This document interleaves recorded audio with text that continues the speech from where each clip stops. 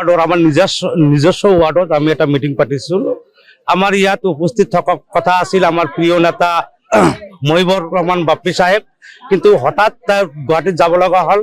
সি গুৱাহাটীত আজি আমি এটা সভা পাতিলো। আমাৰ ইয়াতে আমাৰ আশাবাদী প্ৰাৰ্থী সাজিবুল হাসান মোল্লা ইয়াতে আহিছিল আৰ গোটেইখিনি আমাৰ গাঁৱৰে মানুহ ইয়াতে আছিল।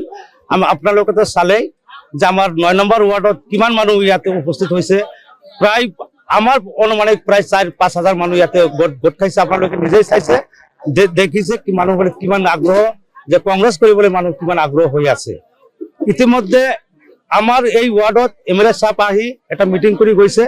সি বোলে হাজাৰ হাজাৰ মানুহ বোলে জয়েন কৰিছে, সিহঁতে মিছা কথা কৈ থাকে।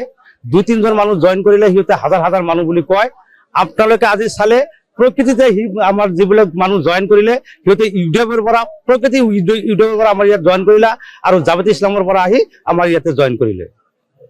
আমাৰ 100% আশাবাদী আমি কালাপানী জিপিৰ 10টা ওয়াৰ্ডেৰ আমি 10টা মেম্বাৰ জিকিব পাৰিম বুলি আমি আশাবাদী আছো।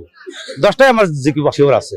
আমার প্রস্তুতি ভালোই চলিছে। আমি প্রত্যেকটা ওয়ার্ডত আমার মন্ডল প্রেসিডেন্ট আছে, তার লগত আলোচনা কৰি প্ৰত্যেকটা বোধত আমি ইতিমধ্যে প্ৰচাৰ চলাইছো। আমাৰ প্ৰত্যেকটা ওয়াৰ্ডত 4-5টা ক্যান্ডিডেট আছে। আমি সিহঁতৰ কাক দিলে জিকিব পাৰিব আমি ইতিমধ্যে তদন্ত আৰম্ভ কৰিছো।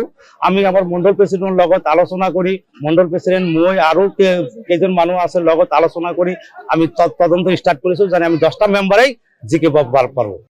আজি সাদুল্লাহবাড়ি ৯ নম্বৰ ওয়াৰ্ড কালাপানী গাঁও পঞ্চায়তেৰ অন্তৰ্গত জয়নিং পৰ্ব আছিল। আজি চাওক, আপোনালোকে নিজে আপোনালোকৰ কেমেৰাত বন্দী হৈছে।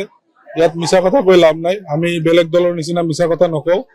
আজি প্ৰায় 100ৰ ওচৰা-ওচৰি পৰিয়াল যোগদান কৰিছে। আপোনালোকে চাইছে, আমি ভবা নাই ইমান মানুহ হ'ব বুলি।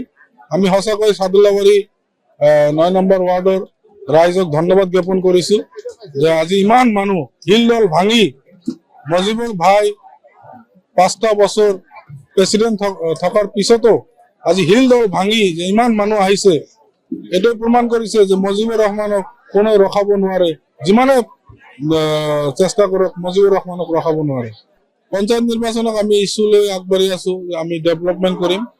আগত দুবাৰকৈ আমাৰ কালাপানী জিলা পৰিষদৰ চেয়াৰম্যান হৈছে, আমি সদস্য বনাইছো, চেয়াৰম্যান হৈছে, কিন্তু আমাৰ ৰাইজৰ মানে যিখিনি ডেভেলপমেন্ট হ'ব লাগিছিল সেইখিনি ডেভেলপমেন্ট হোৱা নাই।